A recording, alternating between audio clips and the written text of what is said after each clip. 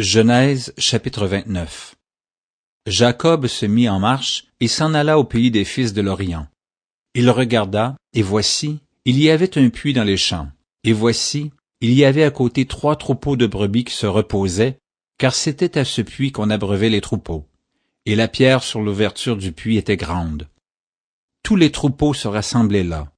On roulait la pierre de dessus l'ouverture du puits, on abreuvait les troupeaux, et l'on remettait la pierre à sa place sur l'ouverture du puits. Jacob dit aux bergers, « Mes frères, d'où êtes-vous » Ils répondirent, « Nous sommes de Charan. » Il leur dit, « Connaissez-vous Laban, fils de Nachor » Ils répondirent, « Nous le connaissons. » Il leur dit, « Est-il en bonne santé » Ils répondirent, « Il est en bonne santé. Et voici Rachel sa fille, qui vient avec le troupeau. » Il dit, « Voici, il est encore grand jour, et il n'est pas temps de rassembler les troupeaux.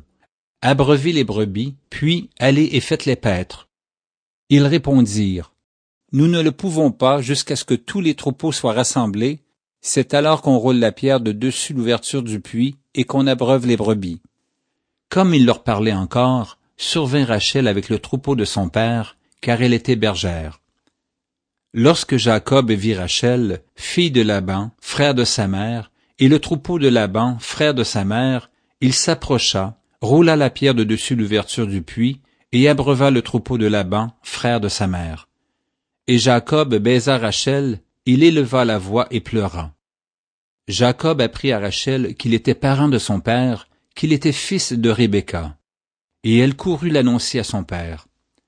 Dès que Laban eut entendu parler de Jacob, fils de sa sœur, il courut au-devant de lui, il l'embrassa et le baisa, et il le fit venir dans sa maison. Jacob raconta à Laban toutes ces choses. Et Laban lui dit, « Certainement, tu es mon os et ma chair. » Jacob demeura 1 mois chez Laban. Puis Laban dit à Jacob, « Parce que tu es mon parent, me serviras-tu pour rien?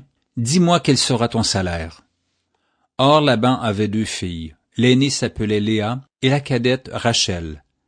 Léa avait les yeux délicats, mais Rachel était belle de taille et belle de figure. Jacob aimait Rachel et il dit, « Je te servirai 7 ans pour Rachel, ta fille cadette. » Et Laban dit, « J'aime mieux te la donner que de la donner à un autre homme. Reste chez moi. » Ainsi Jacob servit 7 années pour Rachel, et elles furent à ses yeux comme quelques jours parce qu'il l'aimait. Ensuite Jacob dit à Laban, « Donne-moi ma femme, car mon temps est accompli, et j'irai vers elle. » Laban réunit tous les gens du lieu et fit un festin. Le soir, il prit Léa sa fille et l'amena vers Jacob qui s'approcha d'elle. Et Laban donna pour servante à Léa sa fille Zilpa sa servante.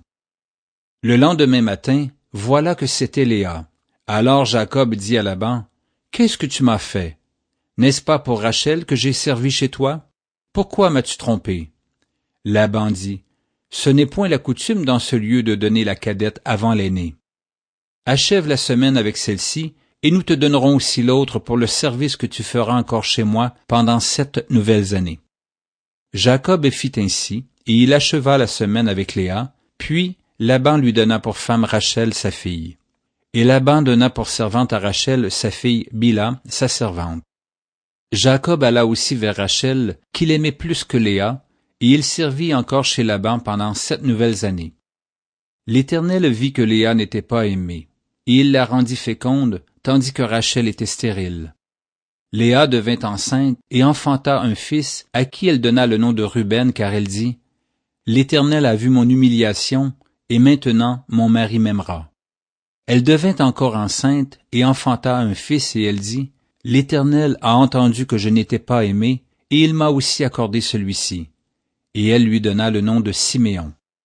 Elle devint encore enceinte et enfanta un fils, et elle dit, « Pour cette fois, mon mari s'attachera à moi, car je lui ai enfanté 3 fils.